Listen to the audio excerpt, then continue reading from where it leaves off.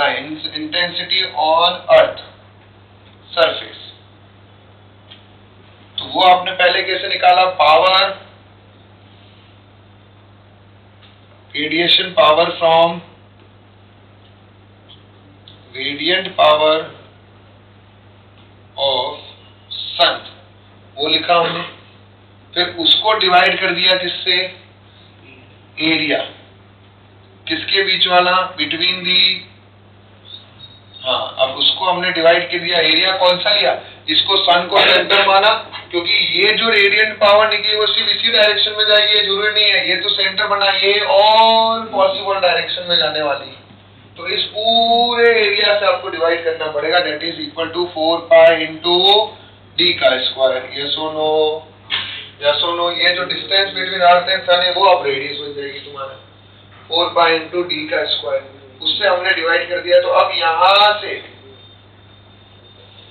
Radiant power जो है वो लिखो, कितना आ रहा है, sigma into T S to the power 4 into 4 pi into R S का square upon 4 pi into D का स्क्वायर। कोई कंफ्यूजन इसके अंदर? तो 4 पाई से 4 पाई तुम्हारा क्या हो गया, कैंसल, और यहां से जो तुम्हें मिलेगा that is equal to sigma into R S का स्क्वायर इंटू टी नॉट का पावर, टेम्परेचर ऑफ सन का पावर 4 अपॉन डी स्क्वायर। और इसी टर्म को हम बोलते हैं सोलर कांस्टेंट। क्या बोलते हैं इसको हम, इसी टर्म को हम क्या बोलते हैं, सोलर कांस्टेंट।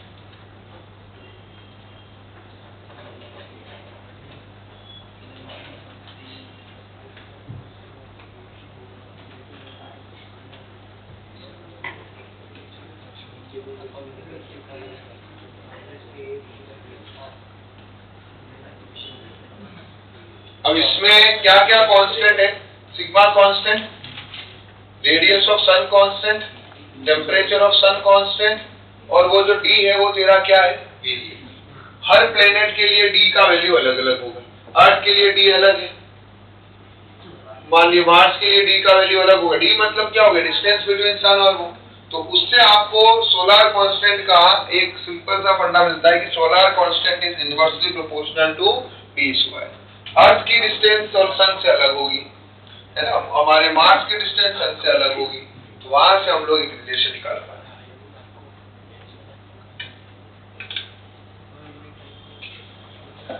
क्लियर हुआ?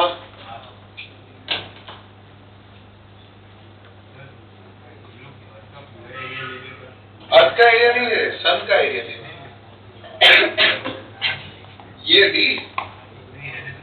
ये डी थोड़ा ना अर्थ का एरिया है, ये तो अर्थ, ये रहा अर्थ और सन के बीच का स्पेस है। मतलब सिंपल सोचो, इसकी इंटेंसिटी मुझे पता थी sigma into T to the power 4, लेकिन वो तो हर एरिया में से रेडिएशन निकल रही है ना, तो हमने इसकी पहले टोटल पावर निकाली। टोटल पावर कैसे निकालेंगे, वो जो MSc power into area, MSc power तो मटेरियल पे, एक मिनट ध्यान समझना। एमएससी पावर, मान लो जैसे ये एक क्या हमारे पास पेन है, अगर पेन में से हमने ये इतना सा ही पार्ट लिया, दोनों का टेम्परेचर सेम है, दोनों का मटेरियल सेम है, तो सिग्मा तो कांस्टेंट ही है ना, दोनों ब्लैक बॉडी है, तो एमिसिविटी क्या है दोनों की 1। अब दोनों का टेम्परेचर, इसका भी टेम्परेचर 20 मान लेते हैं कि इसका टेम्परेचर है हमारे 200 कैलोरी, इसका भी टेम्परेचर कितना है 200 कैलोरी, तो दोनों की एमएससी पावर सेम हुई। कितनी हुई, इसकी भी emissive power sigma into T to the power 4, इसकी भी एमएससी पावर कितनी हुई, sigma into T to the power 4। लेकिन क्या एनर्जी दोनों सेम अमाउंट ऑफ एनर्जी दे रहे हैं क्या, नहीं, एमएससी पावर दोनों की सेम है, इससे एनर्जी कम निकलेगी, इससे एनर्जी ज्यादा निकलेगी। द रीजन इसका एरिया ज्यादा है। तो टोटल कितना energy per unit time, energy पर सेकेंड, अगर टाइम पता लग जाएगा तो फिर हम टाइम से मल्टीप्लाई करके भी एनर्जी मिल जाएगा। तो एक सेकेंड में किसने ज्यादा एनर्जी रिलीज की, तो अगर वो चेक करेंगे तो भाई इसका एरिया ज्यादा है, नो डाउट, दोनों का सेम टेम्परेचर में, एमएससी पावर दोनों का सेम है, लेकिन इसका एरिया ज्यादा होने की वजह से एक सेकंड में ये ज्यादा एनर्जी रिलीज कर रहा है। तो टोटल कितनी एनर्जी रिलीज की, तो आपने बोला भाई इसका जो एमएससी पावर इनटू एरिया क्या, इसका एमएससी पावर इनटू एरिया क्या। तो यहाँ पर भी हमने पहले सन ने एक सेकंड में कितना एनर्जी रिलीज किया, वो टोटल एनर्जी निकाला, energy per unit time, energy पर सेकेंड, एक सेकेंड की एनर्जी हमने निकाली, पावर में निकली वो हमारे पास। फिर वो एनर्जी, अब एनर्जी ऐसा तो था नहीं कि एक ही डायरेक्शन में जा रही है, वो एनर्जी ये एक सेंटर बन गया है, ऑल पॉसिबल डायरेक्शन में जा रही है। तो अर्थ पे कितना टुकड़ा गिरा, इंटेंसिटी अर्थ पे कितनी थी, तो आपने क्या बोला कि ये एनर्जी को इस पूरे एरिया से मैं अगर डिवाइड करूं तो अर्थ के इस पॉइंट पे गिरने की इंटेंसिटी हमें मिल जाएगी। इस पॉइंट पे इंटेंसिटी कितनी है, अगर हम आपको यहाँ निकालना हो, अर्थ ने कितना एनर्जी अब्सॉर्ब किया, अर्थ ने कितना एनर्जी अब्सॉर्ब किया, तो आप ये जो इंटेंसिटी मिली, इंटेंसिटी को एक्सपोज्ड एरिया से मल्टीप्लाई करोगे तो इतना अमाउंट ऑफ एनर्जी उसने क्या किया है, एब्सॉर्ब। तो एक्सपोज्ड एरिया कौन सा, मान लो ये वाला पार्ट है, इसी पार्ट पे सनलाइट गिर रही है, बाकी कहीं नहीं गिर रही है, तो इस पार्ट का area into intensity will give you the energy per unit time absorb by the earth. समझ में आ रहा है, क्लियर है? ये तो इंटेंसिटी इतना गिर रही है, अगर कितना एब्सॉर्ब किया, जैसे इस पे भी गिर रही है sigma into T surrounding into T to power 4, पर एब्सॉर्ब कितना कर रहा है, तो आप क्या करते हो, sigma into T surrounding to power 4 into, अगर इतना सा एरिया लेंगे तो इंटू दिस एरिया, पूरा एरिया लेंगे तो और ज्यादा एनर्जी एब्सॉर्ब करेगा, और ज्यादा एरिया लेंगे तो और ज्यादा एनर्जी एब्सॉर्ब करेगा, वैसा वाला। आई होप क्लैरिटी आया। तो यहाँ पे सोलर कांस्टेंट मुझे मिला, और यहाँ से एक समझ में एक और बात क्या आई कि ये सोलर कांस्टेंट, बाकी ऊपर का सब पार्ट कांस्टेंट है, ये सोलर कांस्टेंट जो है ये इनवर्स रिलेशन में है किसके साथ में, डी स्क्वायर, और डी मतलब हमें समझ में आ रहा है वो प्लेनेट और सन के बीच का डिस्टेंस है, प्लेनेट और सन के बीच का डिस्टेंस है। तो एक बार क्वेश्चन ये भी आ गया था आपको, उन्होंने सोलर कांस्टेंट दे दिया, सोलर कांस्टेंट दिया हुआ है, और सोलर कांस्टेंट हर के लिए अलग अलग भी होगा। इन्होंने आपको सन का सोलर, हमारे अर्थ का सोलर कांस्टेंट दिया, अर्थ और सन के बीच का डिस्टेंस दिया। उन्होंने आपको मार्स और सन के बीच का डिस्टेंस दिया और बोला मार्स का सोलर कांस्टेंट निकालो, तो आराम से निकाल पाएंगे, S1/S2 is equal to D. समझ में आ गया यहाँ पे, कोई कंफ्यूजन? और अर्थ के लिए सोलर कांस्टेंट होता है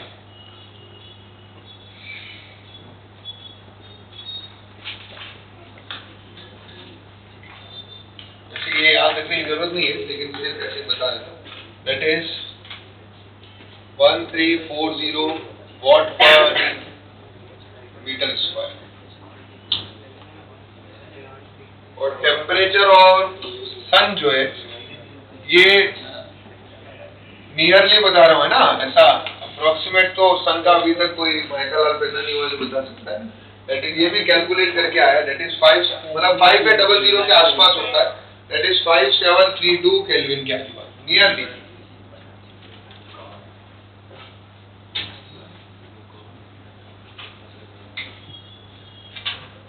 ठीक है,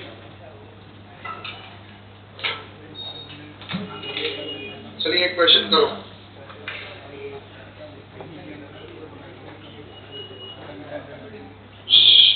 आपस में बातें करने में मत लगे रहो।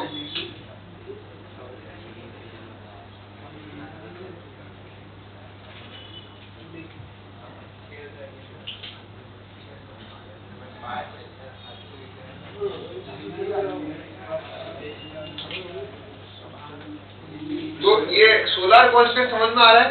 सोलर कांस्टेंट मतलब जो अर्थ एनर्जी रिसीव कर रही है per unit time per unit area. Solar constant का मतलब क्या है? Energy received per unit time per unit area, per unit time per unit area से जो एनर्जी रिसीव्ड हो रही है, that is called as solar constant.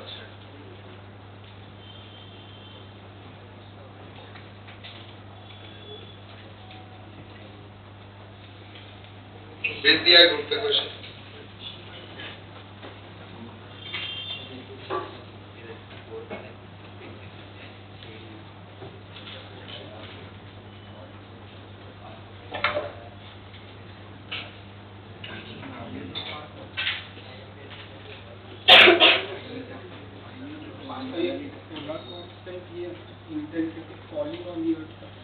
हाँ तो वही हुआ, वो ब्लैक बॉडी की तरह है। वो टोटल इंटेंसिटी नहीं, energy per unit time absorb. Intensity तो energy per unit time per unit area हो जाता है। सर पर एब्जॉर्ब के लिए पूरा एब्जॉर्ब के लिए अगर हम अर्थ को ब्लैक बॉडी की तरह मान रहे हैं तो जितना गिर रहा है उतना एब्जॉर्ब कर लिया है। वो भी इंटेंसिटी बोल रहे हो तो फिर आप पूरा एरिया से मल्टीप्लाई नहीं करते हो ना। इंटेंसिटी का मतलब होता है energy per unit time per unit area, इसलिए मैंने इंटेंसिटी बोला है कि ये वो है इंटेंसिटी, एनर्जी जो गिर रही है per unit time per unit area में। अगर आप बोलोगे कि टोटल अर्थ ने कितना एब्जॉर्ब किया तो फिर आप क्या बोलोगे, उसको एरिया से मल्टीप्लाई करते हो तो उसको इंटेंसिटी वर्ड नहीं बोल सकते, उसको amount of energy per unit per या amount of energy per second is equal to intensity into area. पूरा एरिया थोड़ी नहीं है, जो एक्सपोज्ड एरिया खाली वो आ गया, जो पार्ट एक्सपोज्ड है सन के एक्सपोज में, जिस पे सन रेज गिर रही है, बोले एक्सपोज्ड एरिया बोले। तो इस क्वेश्चन में आपको जो ये दिया हुआ पहली लाइन जो दिया है ये क्या है, बेसिकली सोलर कांस्टेंट। पहली लाइन जो दिया है वो क्या है तुम्हारे, सोलर कांस्टेंट।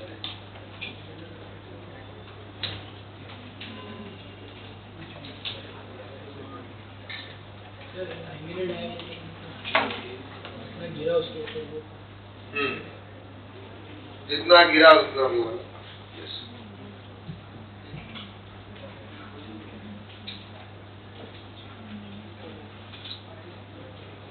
एंगुलर डायमीटर अभी आपने ये पढ़ा है ना यार ऑप्टिक्स में, एंगुलर डायमीटर कैसे निकालते हैं, ये सन है, ये पॉइंट है, ये ऐसे जा रहा है, तो this diameter is your angular diameter.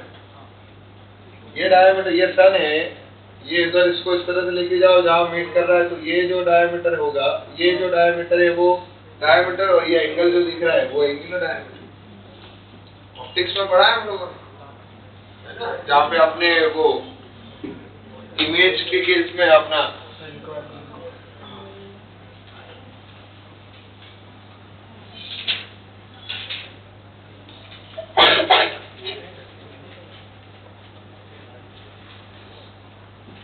Visual angle करके रहता है वो ऑप्टिकल इंस्ट्रूमेंट्स में।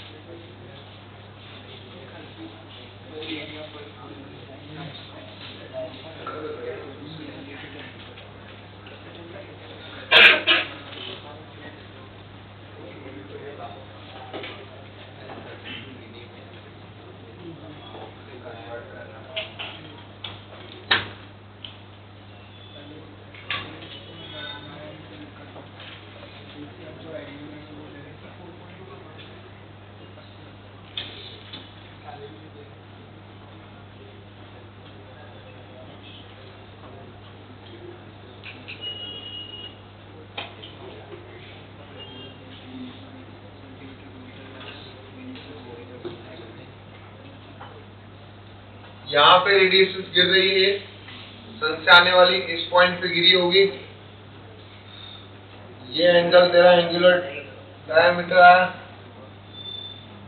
अब तेरे को सोलर कांस्टेंट दिया है,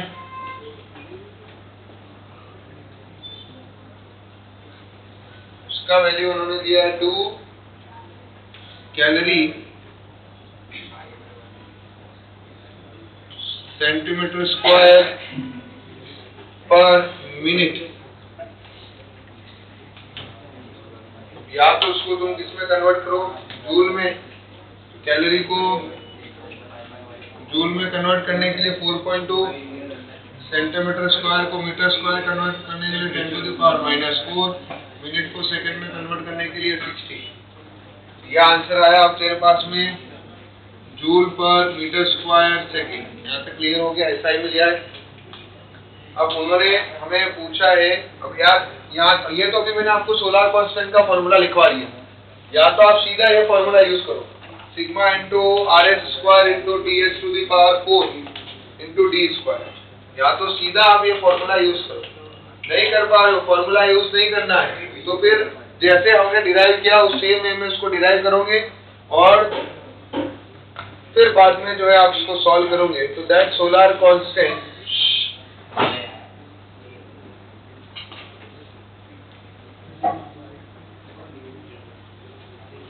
अब ये देखा और आपके मन में एक दर्द आया कि भाई यार ना हमें RS दिया है ना हमें D दिया है, हमें दिया क्या है? एंगुलर डायमीटर दिया है, वो भी कितना दिया हुआ है? 32 मिनट्स ऑफ 32। ठीक है, तो अब इसको हम कैसे कन्वर्ट करें भाई? पहले तो इसको रेडियन में कन्वर्ट करो। 32 इसको अगर हम मिनट को रेडियन में कन्वर्ट करना है तो कैसे करते हैं भाई?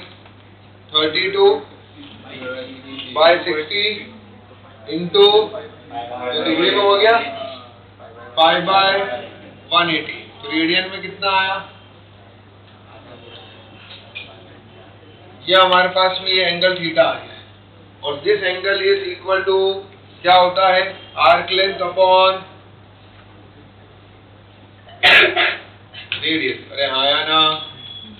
अब यहाँ दिमाग लगाओ, आर्क लेंथ कितना होगा? ये वाला पार्ट जो कि सन का क्या है? डायमीटर। सन का डायमीटर मतलब 2 टाइम्स ऑफ रेडियस ऑफ सन, और रेडियस क्या हो गई बेसिकली? ये इन दोनों के बीच का डिस्टेंस थी।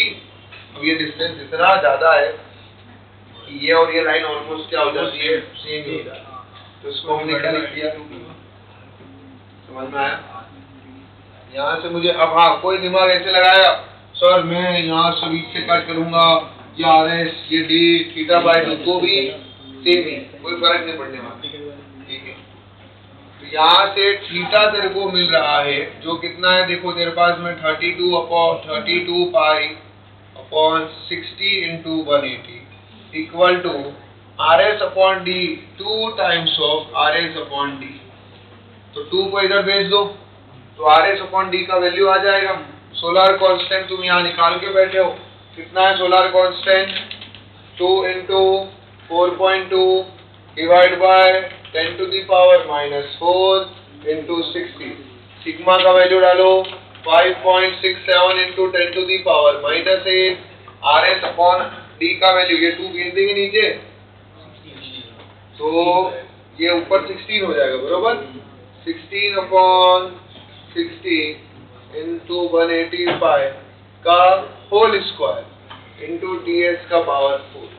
अब ये बहुत गंदा कैलकुलेशन है और वहां से TS का वैल्यू हमें मिलेगा। अब गंदा कैलकुलेशन इसलिए है क्योंकि ये बहुत पुराना क्वेश्चन, पुराने क्वेश्चन में इस टाइप का कैलकुलेशन, तो वो आपसे गंदा कैलकुलेशन ना करवा के वो कुछ ना कुछ यहाँ पे आपको या तो लंबा ऐसा देंगे या सब सॉल्व कर पाएंगे।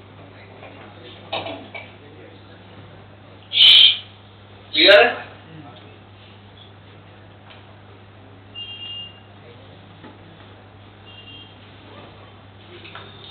चलिए आइए अगला।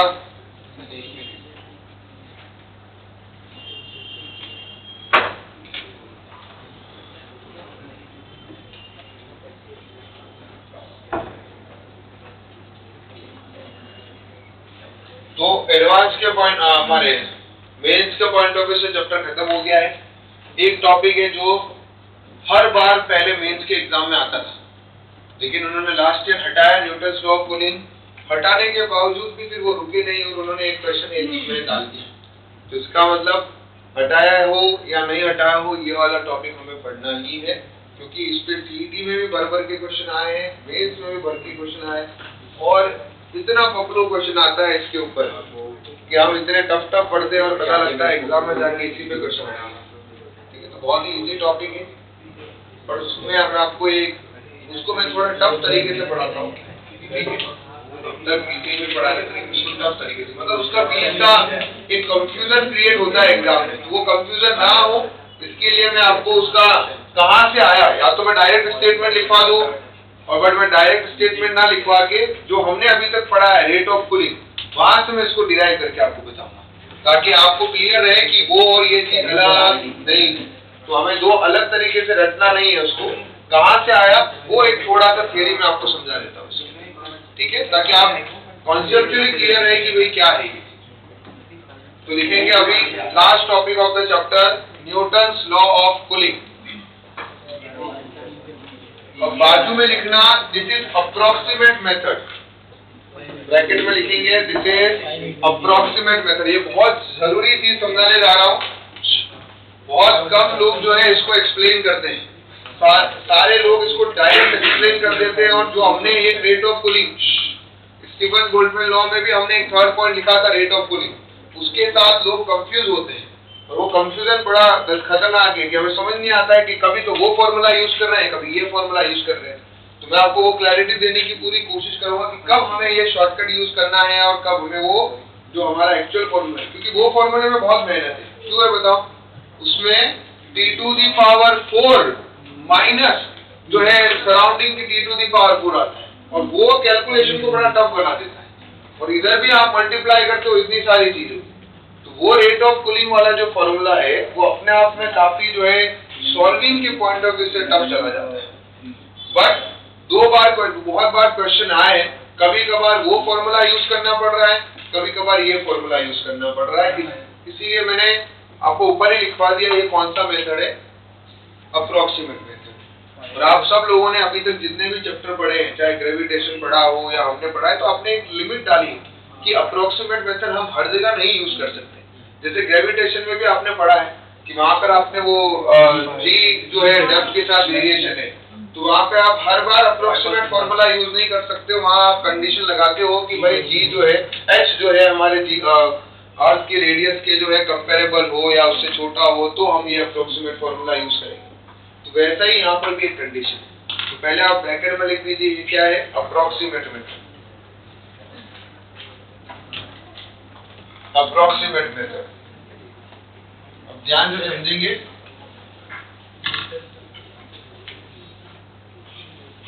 क्या हो गया, न्यूटन्स लॉ ऑफ कूलिंग, डालना है Newton's law of cooling. Tension मतलब हर जगह न्यूटन अंकल आएंगे।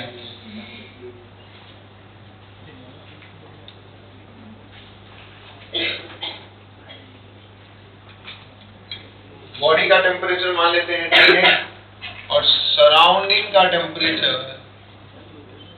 बॉडी का T भी लिख देता हूँ, सराउंडिंग का टेम्परेचर हो गया Ts, ठीक है, और ये बॉडी को कूल डाउन करना है सराउंडिंग की वजह से।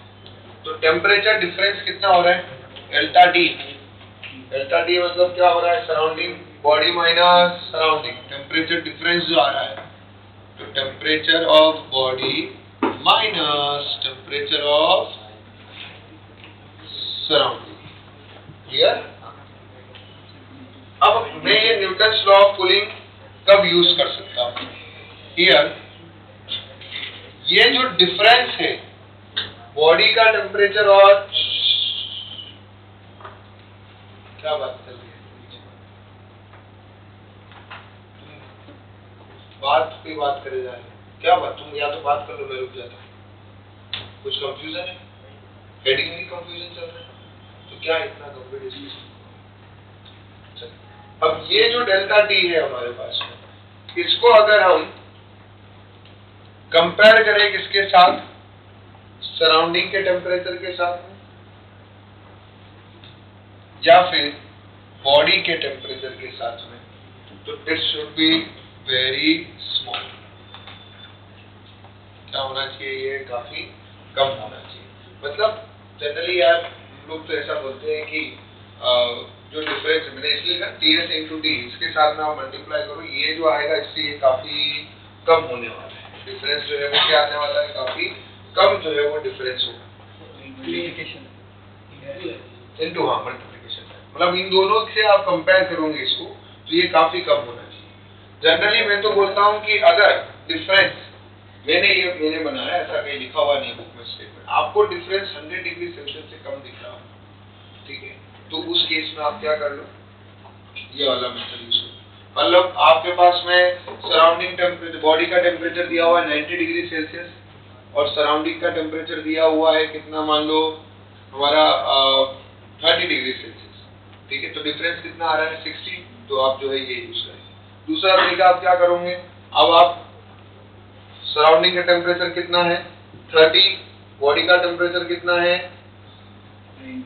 90 बोला है मैंने, तो 30 इंटू 90 करो, कितना आ रहा है, एक बड़ा नंबर आ रहा है, उनका डिफरेंस 60 जो है इस नंबर से काफी छोटा है, तो हम ये यूज कर सकते हैं। समझ में आ रहा है, जब बॉडी और सराउंडिंग का डिफरेंस इस नंबर से काफी क्या है, छोटा है, बहुत छोटा है, तब हम ये यूज करेंगे। क्लियर, कोई कंफ्यूजन? तो ये डिफरेंस काफी कम होना चाहिए, मतलब जो बॉडी और सराउंडिंग के टेम्परेचर का जो डिफरेंस है वो इस डिफरेंस से, इस मल्टीप्लिकेशन से काफी कम है, तो हम ये अप्रोक्सीमेशन मेथड यूज करेंगे, ठीक है।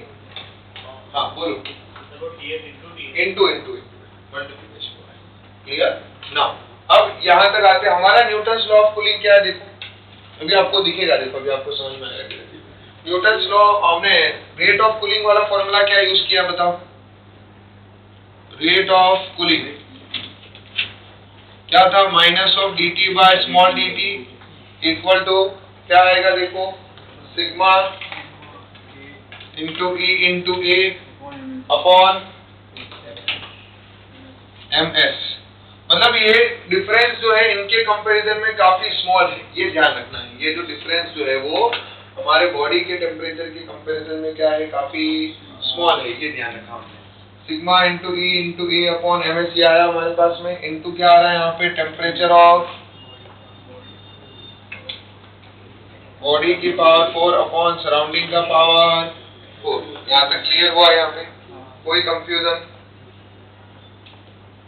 अब हम बॉडी के टेम्परेचर को क्या लिख सकते हैं,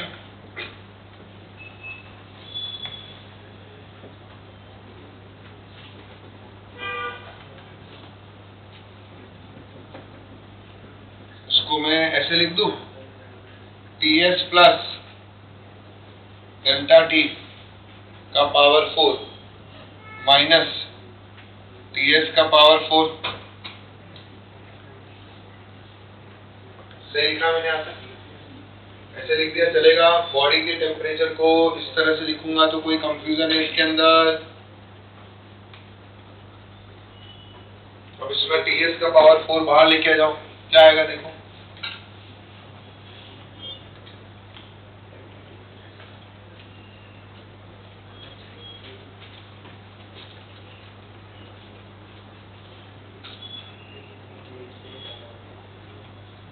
यहाँ आ गया Ts का पावर 4, इधर कितना आ रहा है देखो,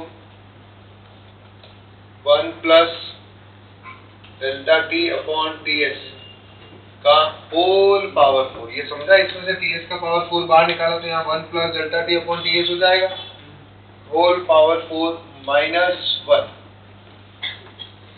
ठीक है। तो यहाँ हम बोल रहे हैं कि ये डेल्टा टी अपॉन Ts जो है ये क्या हो रहा है तुम्हारा 1 से काफी छोटा है, तो हम क्या लगा सकते हैं, बाइनोमियल अप्रोक्सीमेशन। इसलिए मैंने बोला ना डेल्टा टी का वैल्यू जो है वो किससे कम होना चाहिए, सराउंडिंग के टेम्परेचर से कम होना चाहिए, और सराउंडिंग के टेम्परेचर और बॉडी के टेम्परेचर से क्या होना चाहिए, कम होना चाहिए। कि भाई ये जो डिफरेंस है वो सराउंडिंग और बॉडी के टेम्परेचर से क्या होना चाहिए, कम होना चाहिए। क्लियर, ये डिफरेंस बहुत बड़ा डिफरेंस ना हो, ये डिफरेंस आप सराउंडिंग, आप बड़ी मल्टीप्लिकेशन नहीं भी करोगे, अलग भी देखोगे तो भी क्या होगा, वो सेम ही होगा। मतलब आप इसको ऐसे भी ले सकते हो, चलो इससे कम आना चाहिए। इन शॉर्ट अगर मल्टीप्लिकेशन करोगे तो बहुत कम, नहीं तो एटलीस्ट इससे कम तो होना ही चाहिए। मल्टीप्लिकेशन करोगे तो it should be very less, और अगर हम सिर्फ अलग अलग देखेंगे तो it should be less than. तो delta T should be less than भी अगर हमने लिखा तो भी जो है वो कोई कंफ्यूजन नहीं। यहाँ तक क्लियर हुआ, ये बाइनोमियल अप्रोक्सीमेशन वाली कंडीशन सेटिस्फाई होनी चाहिए। इन शॉर्ट ये सेटिस्फाइड हो रही है। यहाँ पे देखो delta T upon Ts should be less then क्या होना चाहिए, 1, तो जैसे लेस देन 1 होगा तो तेरे पास में कंडीशन आ रही dt upon small dt is equal to sigma into a upon ms ts to the power 4 और ये आएगा 1 प्लस 4 अपॉन ts माइनस 1 ये से ये उड़ गया तो कितना आया देखो minus of dt upon small dt sigma into a upon m into s ts to the power 3 और 4 इधर भेज देते हैं इंटू 4 इंटू डेल्टा टी। समझ में आया यहाँ पे? अरे हाँ या ना? तो इन शॉर्ट ये वाला पूरा पार्ट जो है आपका ये दिख रहा है आपको, ये पूरा पार्ट, ये पूरा part sigma constant, E constant, area of body constant, mass of body constant, specific heat of body constant, surrounding temperature भी क्या होगा कांस्टेंट। कूल कौन हो रही है? बॉडी हो रही है ना, सराउंडिंग टेम्परेचर कांस्टेंट, 4 तो कांस्टेंट ही है। तो ये हमारा rate of cooling dt by small dt किसके डायरेक्टली प्रोपोर्शनल हुआ भाई? डेल्टा टी के। किसके डायरेक्टली प्रोपोर्शनल हुआ? डेल्टा टी के। तो दुनिया एक्चुअली में यहां से नहीं दिखाती है, यहां से बताती है कि एज पर Newton's law of cooling rate of cooling is directly proportional to temperature difference. Rate of cooling is directly proportional to temperature difference. आपकी स्टेट टेक्स्ट बुक में भी ये लिखा हुआ है, rate of cooling is directly proportional to temperature difference. ये देखना है, पर कैसे आया वो मैंने आपको समझा दिया है। कंडीशन भूले ना कि ये जो हमारा टेम्परेचर डिफरेंस है वो सराउंडिंग का टेम्परेचर और उससे क्या होना चाहिए? कम होना चाहिए। ठीक है,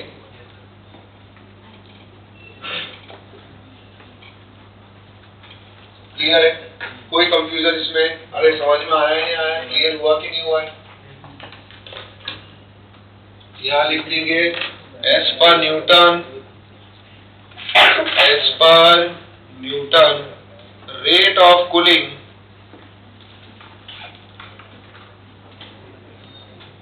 is directly proportional to temperature difference between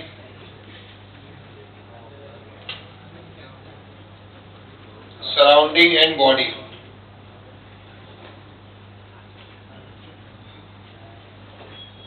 इसीलिए आपने एक चीज नोटिस किया होगा, जब आप चाय पीते हो इनिशियली में जब चाय आती है नए नए जस्ट गर्म बन के उस टाइम टेम्परेचर बहुत ज्यादा होता है लेकिन उसकी कूलिंग रेट भी ज्यादा होती है। आप 1-2 मिनट रुको और जो टेम्परेचर 90 पे था वो फटाक आपका 80 पे आ जाए। एक मॉडरेट टेम्परेचर पे काफी देर तक रहती है जो मॉडरेट टेम्परेचर है। क्यों? क्योंकि इनिशियली में जब 90 पे थी, सराउंडिंग का टेम्परेचर 25 है, तो सराउंडिंग के साथ उस चाय का टेम्परेचर काफी ज्यादा है। फिर जैसे जैसे टेम्परेचर ड्रॉप हो रहा था वो कोई 50-60 पे आई होगी तो सराउंडिंग के साथ उसका डिफरेंस जो है वो अब 30-35 हो गया है। जितना डिफरेंस कम होते जाएगा सराउंडिंग और बॉडी के बीच में उतना ही कूलिंग रेट कम होती जाएगी, उतना ही उसको और कूल होने में ज्यादा टाइम लगेगा। इनिशियली में जल्दी कूल हुई क्योंकि कूलिंग रेट ज्यादा थी, क्योंकि हाई टेम्परेचर पे थी ना वो डिफरेंस जो है सराउंडिंग और बॉडी का ज्यादा था तो कूलिंग रेट भी ज्यादा था। क्लियर हुआ क्या किया मैंने? अब देखिए एक तरीका, अगर आपको वहां से एक तो तरीका होता है कि टीएस इंटू टी कर रहे हो आप, उससे चेक करो। नहीं तो आप ये भी समझो कि बहुत छोटे डिफरेंस को हटाओ। अगर आपका टेम्परेचर डिफरेंस सराउंडिंग टेम्परेचर से कम आ रहा है मतलब तो रेट ऑफ कूलिंग यूज कर सकते हैं। समझ में आया? दूसरी चीज, हमारा फॉर्मूला अलग नहीं है। रेट ऑफ कूलिंग का एक्चुअल फॉर्मूला तो यही था, बट इसी फॉर्मूले में जब ये कंडीशन सेटिस्फाइड हुई तो हमने अप्रोक्सीमेशन लगाया। कहाँ लगाया अप्रोक्सीमेशन? ये बाइनोमियल अप्रोक्सीमेशन लगाया। और बाइनोमियल अप्रोक्सीमेशन आप तभी लगा सकते थे जब ये वाला टर्म 1 से क्या होना चाहिए था कम। पता ना मैं 1 + a to the power n में a should be less than 1, तभी हमारा जो है हम बाइनोमियल अप्रोक्सीमेशन लगा रहे हैं। तभी हायर पावर क्या हो जा रही है आपके? नेग्लिजिबल। तो it should be less than 1, ये लेस देन 1 होगी तो इसका मतलब delta 2 should be less then ts। Yes और नो? तो वो कंडीशन यहाँ पे हमने लिखी। यस और नो? क्लैरिटी आया? और उसके बाद में फिर तो हमारे पास में फाइनल रिलेशन हटाओ, ये रब करो। This is your actual form of, ये तुम्हारा actual form of Newton's law of cooling. क्या हो गया बॉडी से भी कंपेयर, अब सराउंडिंग से छोटा है तो बॉडी से तो 100% छोटा ही होगा। नहीं, आपको 90 और 30 वाला एग्जांपल दिया 90 और 30 वाला जो है एग्जांपल। हाँ, उसमें अभी देखो यहाँ गैप ज्यादा है, 90 और 30 में सराउंडिंग से ज्यादा है, तो जनरली इस टाइप में आपको क्या लगाना चाहिए बताओ? नॉर्मल फॉर्मूला यूज करना चाहिए। जनरली इसमें आपको क्या यूज करना चाहिए? नॉर्मल फॉर्मूला यूज करना चाहिए, क्योंकि सराउंडिंग से उसका गैप ज्यादा है, तो एक्चुअल कंपैरिजन किसके साथ होना चाहिए? सराउंडिंग। ठीक है, क्लियर हुआ यहाँ पे? बट कभी कभार क्या है कि वो चल जाता है, ठीक है, वो लोग एक दो बार ऐसा हो गया है कि जो लिमिट दिया था ना उसमें भी उन्होंने न्यूटन्स लॉ ऑफ कूलिंग लगा दिया, तो वो अप्रोक्सीमेशन था, तो वहाँ ऑप्शन दूर दूर थे, तो वो न्यूटन्स लॉ ऑफ कूलिंग से भी जो है वो आंसर आ गए। ठीक है, बट उस केस में आइडियली लगाना क्या चाहिए? ठीक है, अब करो बेटा ये। अब अगर मुझे इसको एवरेज फॉर्म में लिखना है, किस फॉर्म में लिखना है?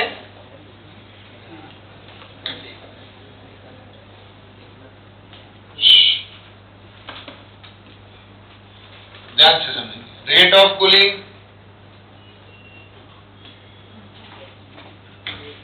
of body is minus dt upon small dt is directly proportional to temperature of body minus temperature of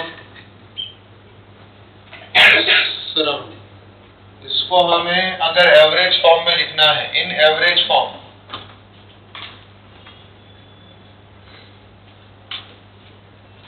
rate of cooling क्या होगा? ये delta T temperature of body है ना, difference in temperature of body upon T. T मतलब जो time लगा है ना, टी मतलब क्या? स्मॉल टी मतलब टाइम टेकन,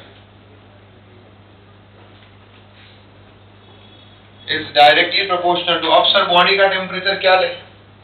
बॉडी का टेम्परेचर तो टाइम के साथ चेंज हो रहा है, इनिशियल में कुछ और था, बाद में कुछ और था, तो एवरेज वाला मेथड जब यूज करते हैं उस केस में आप बॉडी का कौन सा टेम्परेचर यूज करोगे? मीन टेम्परेचर यूज कर लीजिए। कौन सा टेम्परेचर यूज कीजिए? Mean temperature minus temperature of surrounding. Numerical में हम यही वाला मेथड ज्यादा यूज करते हैं। बॉडी के टेम्परेचर को हम क्या लिखेंगे बताओ? फाइनल माइनस इनिशियल, और नेगेटिव साइन अंदर जाएगा तो क्या हो जाएगा? Initial temperature of body minus final temperature of body. बरोबर लिख रहा हूं बेटा मैं?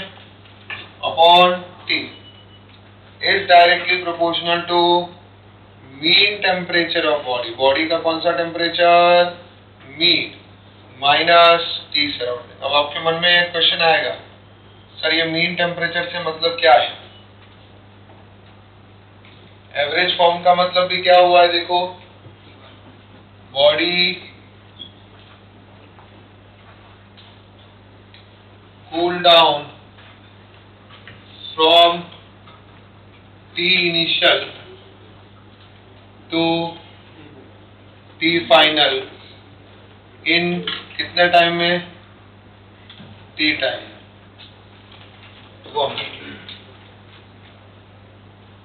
और मीन टेम्परेचर ऑफ बॉडी निकालना है तो मीन टेम्परेचर निकालते हैं final T initial plus T final divide by 2, ये तेरे को मीन टेम्परेचर। तो ये फॉर्मूले न्यूमेरिकल के लिए काफी इंपॉर्टेंट है।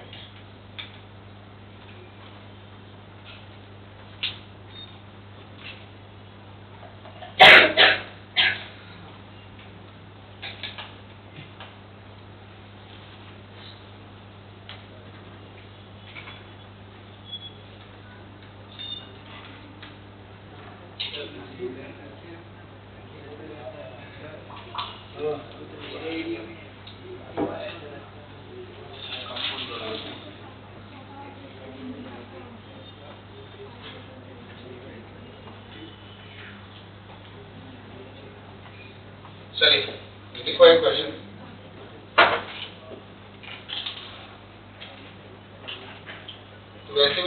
आप न्यूमेरिकल में चाहे तो ये अप्रोक्सीमेट मेथड, ये जो एवरेज वाला मेथड है वो यूज करोगे तो मैक्सिमम न्यूमेरिकल में तो आंसर आएगा, ठीक है ना। आपको एवरेज वाला मेथड भी आपने यूज कर दिया तो भी आंसर आएगा। अगर आप वो dt बाय स्मॉल dt से करके इंटीग्रेट करके करोगे तो आंसर उससे भी आएंगे, पर उसमें लॉग वाला टर्म आने लग जाएगा। तो लॉग टेबल से वैल्यू देखो और वो भी आजू बाजू में ही आंसर आएगा। तो क्योंकि ये ऑलरेडी अप्रोक्सीमेशन है तो आप एवरेज फॉर्म में ही कर दो सारे कुछ। अरे ये क्लियर हुआ न्यूटन्स लॉ ऑफ कूलिंग? अरे हाँ या ना?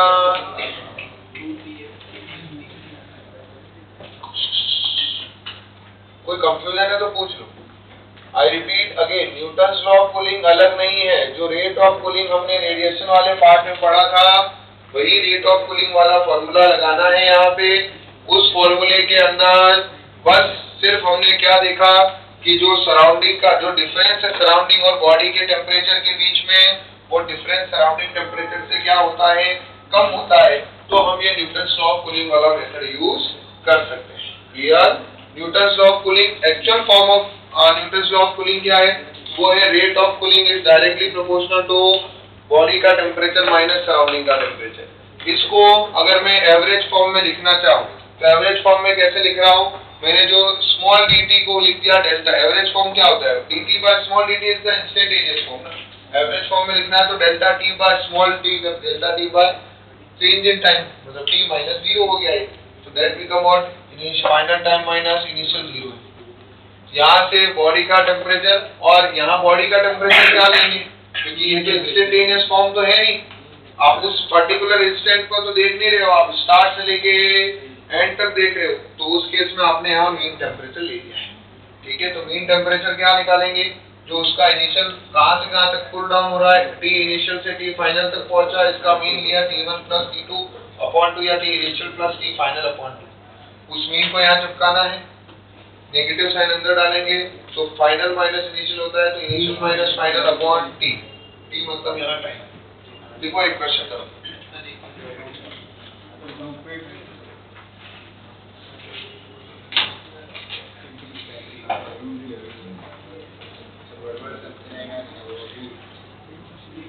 तो एक ग्राफ बना देते हैं।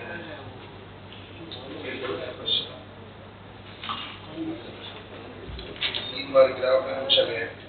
चलिए 2-3 ग्राफ बना देते हैं। 1-2 बार ग्राफ सीईटी में पूछा है, मेंस में तो नहीं पूछा था लेकिन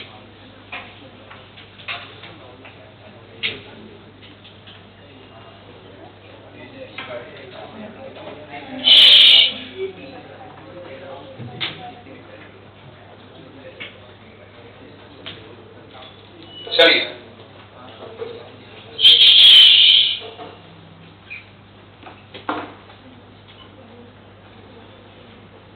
ग्राफ बना रहा हूं। सबसे पहला graph number 1 that is rate of cooling जो है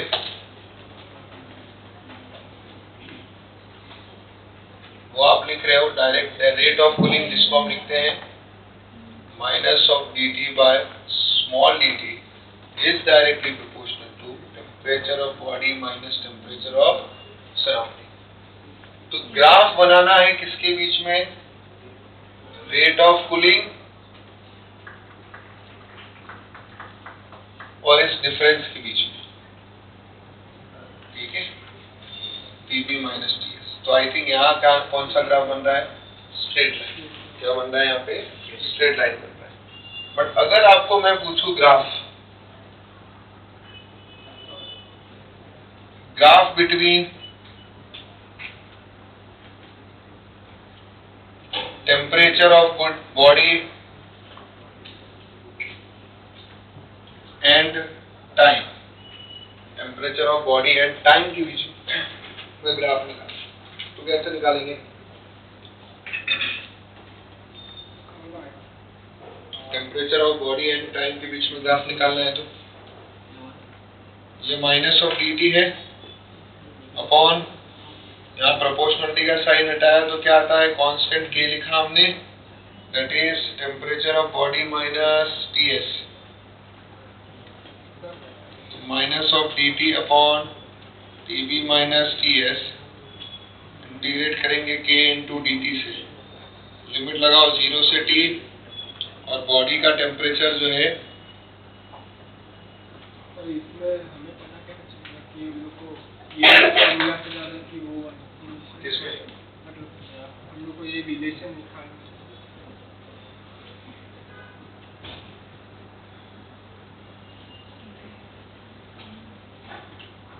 इनिशियल टेम्परेचर है बॉडी का T नॉट।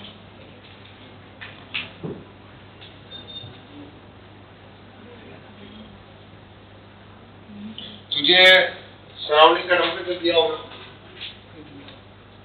तुझे बॉडी का टेम्परेचर दिया होगा, तो कितना देगा? उधर उससे भी करेगा तो वो लॉग की टर्म नहीं आने वाले, तो तेरे को कुल मिला के ग्राफ तेरा लॉगरिथमिक ही आएगा, ठीक है।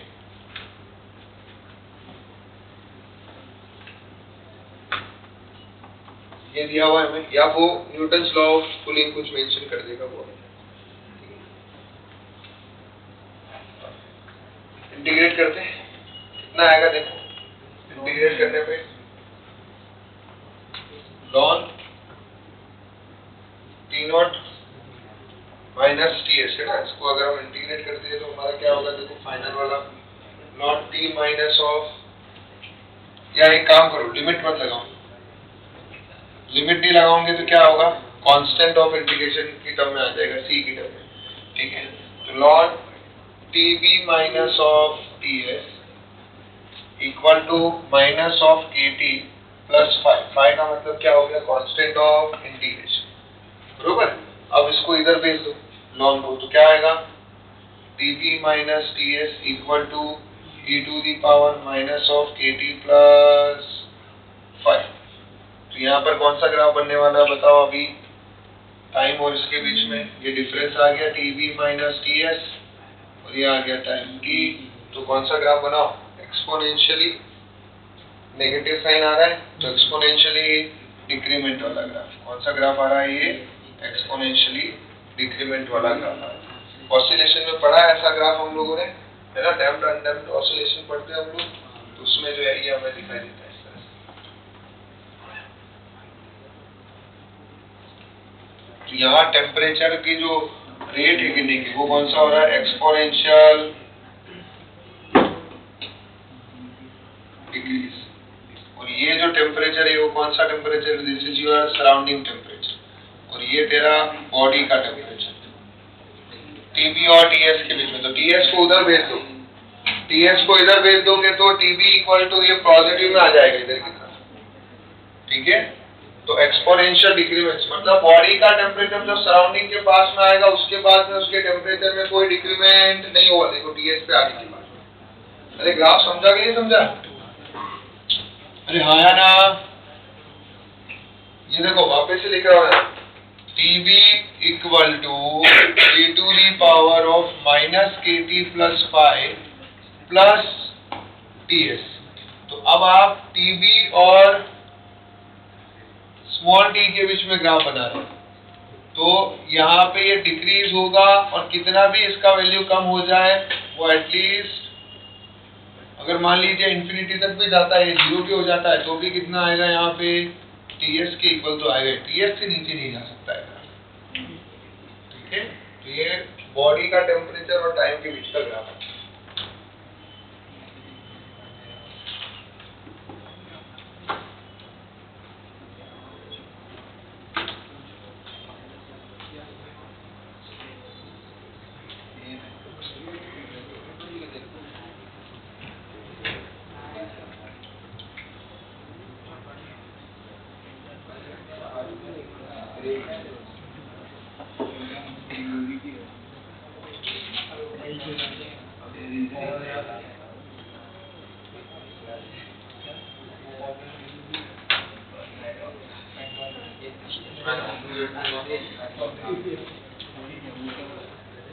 ठीक है,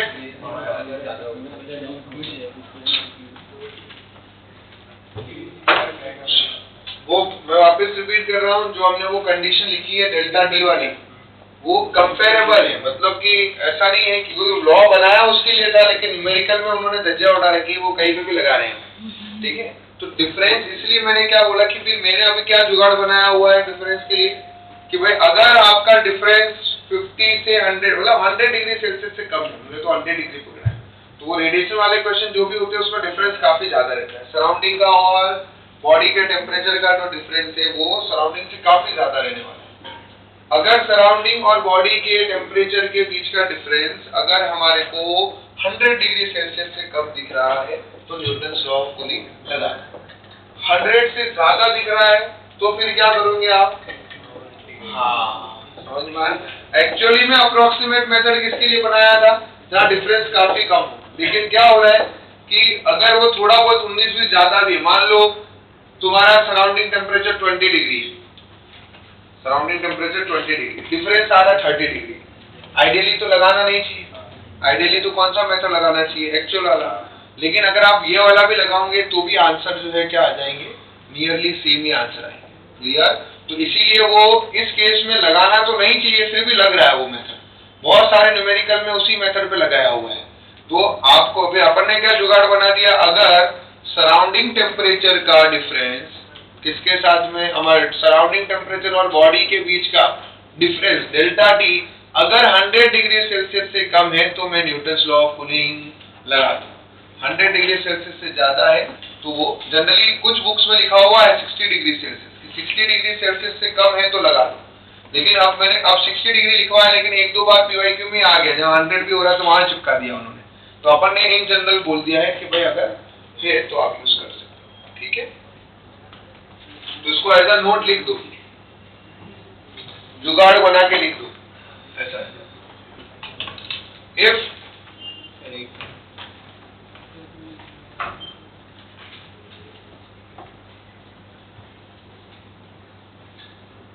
जुगाड़ बना के लिखेंगे, if difference between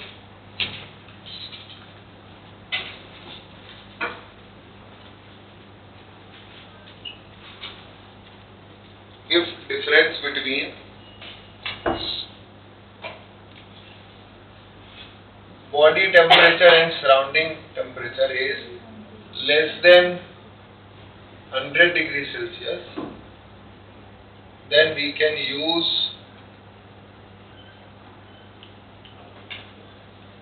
Newton's law of cooling.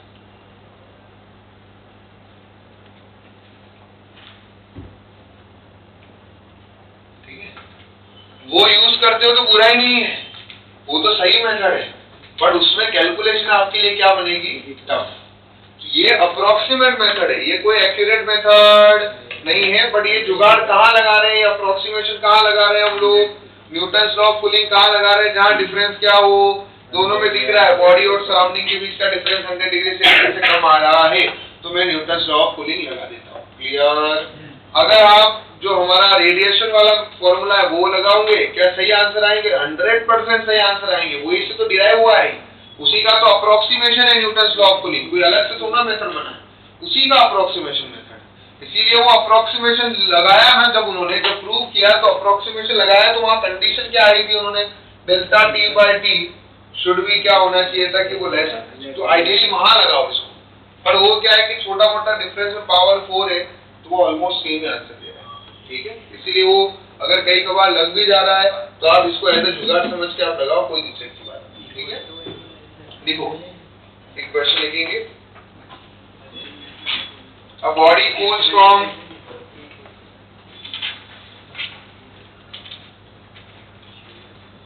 50 degree Celsius to 40 degree Celsius in 8 minutes.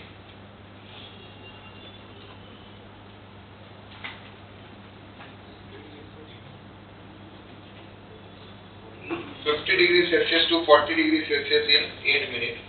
When kept in surrounding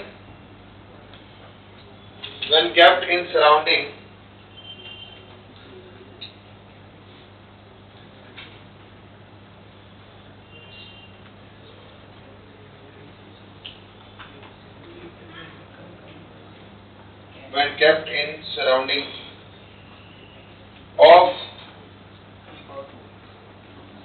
TH equal to 20 degree Celsius, मतलब सराउंडिंग टेम्परेचर कितना है? 20 degree Celsius. Find the time taken to fall temperature again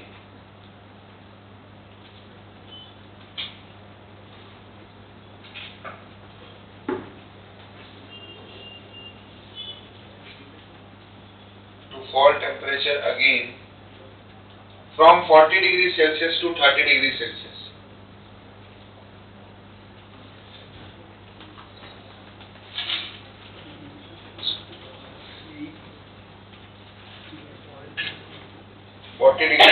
to 30 degree Celsius. ठीक है, अब ideally यहाँ सोचोगे तो यहाँ न्यूटन्स लॉ ऑफ कूलिंग नहीं लगा पा रहे हो।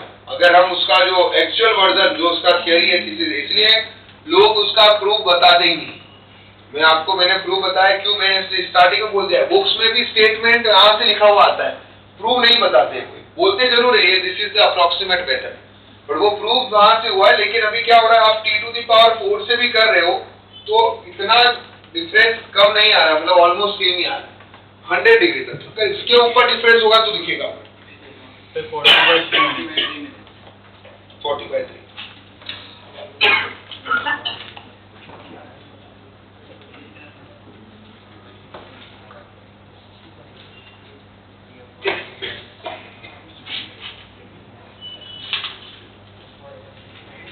आ रहा है सबको? कंफ्यूजन नहीं है किसी को? कोई कंफ्यूजन है इसमें? क्लियर हो रहा है? मैंने अपना जुगाड़ भी बता दिया है ताकि न्यूमेरिकल में कोई गलती ना करें। ठीक है, प्रूफ इसलिए बताया ताकि आपको ध्यान रहे कि ये कोई अलग से बना हुआ मेथड नहीं है। जो रेडिएशन में हमने रेट ऑफ कूलिंग पढ़ा था उसी रेट ऑफ कूलिंग का ये अप्रोक्सीमेट मेथड है। हम इस अप्रोक्सीमेट मेथड को कब लगाएंगे, जब सराउंडिंग टेम्परेचर और बॉडी के टेम्परेचर के बीच का गैप 100 डिग्री सेल्सियस से कम। एक रेफरेंस बुक में, इंजीनियरिंग की एक रेफरेंस बुक में वो भी मेंशन किया था 60 डिग्री सेल्सियस। ठीक है ना, तो इसीलिए आपको मैक्सिमम टाइम वो डिफरेंस जो है ना वो 60 या 50 से कम ही दिखेगा। बट एक बार एक PYQ में वो डिफरेंस थोड़ा सा बढ़ के आया था और वहां पे भी लगाया, तो इसीलिए मैंने इन जनरल एक सेफ टर्म यूज कर लिया है, वो कौन सा है कि 100 से कम होगा। आइडियली जो एक रेफरेंस बुक में लिखा हुआ है वो है 60 डिग्री सेल्सियस, उन्होंने 60 डिग्री सेल्सियस मेंशन किया था। बट हम इन सेफ अगर हम जनरल बात करें तो 100 से कम जहां पर भी दिखे Newton's law of cooling use करो। 100 से ज्यादा दिख रहा है डिफरेंस तो क्या यूज करो, रेडिएशन वाला जो रेट ऑफ कूलिंग है वो यूज करो। क्लियर? कोई कंफ्यूजन इसके अंदर? रेडिएशन वाला जो रेट ऑफ कूलिंग है वो 100 से ज्यादा का डिफरेंस हो तो वो यूज करो। द रीजन आपको T⁴ में वहां एक अच्छा डिफरेंस दिखेगा, वो आपके काम आने वाला है। ठीक है, एक रेट उस पे हमने क्वेश्चन किया था क्या रेट ऑफ कूलिंग वाले में, उस पे किया था ना हमने क्वेश्चन।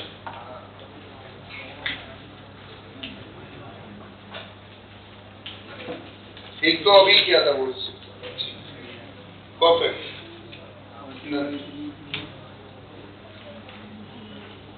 चलिए मॉड्यूल निकालिए फटाफट एक बार।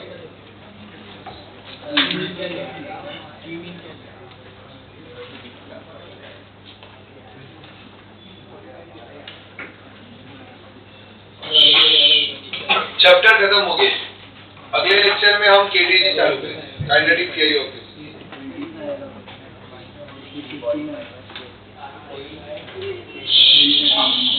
एक मिनट,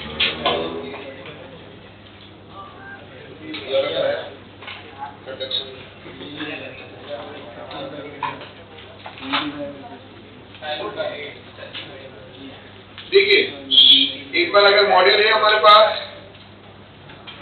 मॉड्यूल है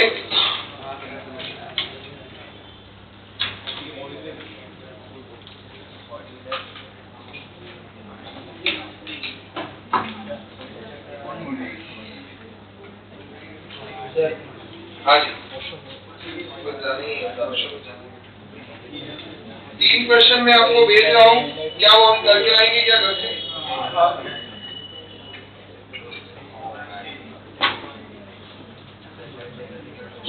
तीन क्वेश्चन है, 3 PYQ है। ठीक है ना, वो हमें ट्राई करने हैं फटाफट, अभी आप देख सकते हैं। अच्छा क्वेश्चन है, 3 में हमारा आया हुआ है क्वेश्चन। लास्ट लेक्चर में भी मैंने 2 PYQ भेजे थे। आइए फटाफट एक बार ये क्वेश्चन नंबर 15 देख लो। क्वेश्चन नंबर 15 जो है वो आप ट्राई करेंगे, पढ़ लो फटाफट एक बार, फिर शुरू करते हैं, जल्दी हो जाएगा। अरे मैंने ग्रुप पे फॉलो किया।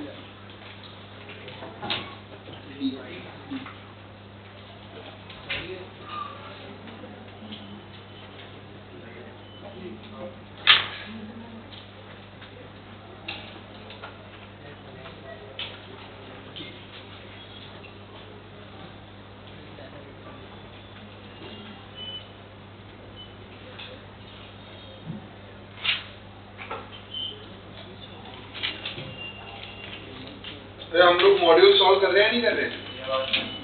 सॉल्व करो क्योंकि खत्म हो गया है पूरा भी। अच्छे क्वेश्चन है बीच में, तो बहुत बढ़िया बढ़िया क्वेश्चन है।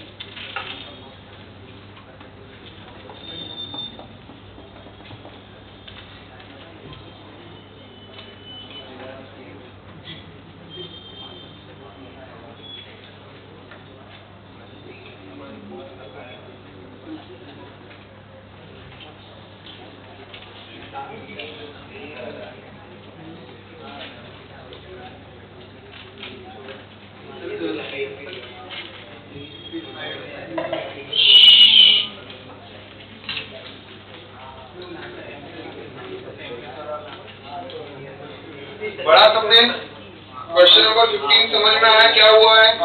यहाँ पे आपके पास में किसका टेम्परेचर दिया हुआ था आपको? बॉडी का टेम्परेचर दिया है और आपको फॉर्मूला पता है वेन्स डिस्प्लेसमेंट लॉ करके होता है, जहाँ पे बोलता है लैम्ब्डा एम। लैम्ब्डा एम मतलब वो वेवलेंथ जहाँ emissive power maximum, lambda maximum नहीं, wavelength at which emissive power is maximum inversely proportional to temperature है। वहां से तुमने वो लैम्ब्डा एम का वैल्यू निकाल दिया और वो कितना है तुम्हारे पास में 1000 नैनोमीटर। यस और नो? तो अब तुम्हारे को ये क्लियर कट दिख रहा है कि अगर हमारे पास में energy radiation emitted by this body between the wavelength of 499 nanometre and 500 nanometre is U1, 999 nanometre से 1000 नैनोमीटर इज U2 और ये 1500 नैनोमीटर इज U3। तो सबसे ज्यादा कौन होगा? तो हमने पता है कि लैम्ब्डा एम जिस पे है वो सबसे ज्यादा है, मतलब U2 विल बी हाईएस्ट। तो U2 U1 से भी ज्यादा है और U3 से भी ज्यादा है। तो आंसर क्या होना चाहिए? U2 is greater than U1 और U2 is greater than U3। तो यहाँ पर एक ऑप्शन दिया हुआ U2 is greater than U1, तो कौन सा ऑप्शन टिक करेंगे हम? डी। समझा? क्लियर? आपने टेम्परेचर से लैम्ब्डा एम निकाला। मैं वापस रिपीट कर रहा हूँ, लैम्ब्डा एम मतलब मैक्सिमम वेवलेंथ नहीं, लैम्ब्डा एम का मतलब wavelength at which emissive power is. तो 3 वेवलेंथ थी, एक 500 थी, एक 1000 थी और एक 1500 थी। तो 1000 वाली जो वेवलेंथ है वो उस वेवलेंथ पे एमिसिव पावर सबसे ज्यादा है, 500 में उससे कम होगी और इसीलिए ग्राफ बेल शेप बनता है। इससे कम में जो है एमिसिव पावर पर्टिकुलर वेवलेंथ पे कम होती है, इससे ज्यादा में भी एमिसिव पावर पर्टिकुलर वेवलेंथ पे कम होती है। क्लियर? और आगे बाकी के दोनों क्वेश्चन जो है वो हमारे ब्लैक बॉडी रेडिएशन वाले हैं। ठीक है? अरे हाँ या ना? कोई कंफ्यूजन? तो बेटा अभी आपको करना क्या है?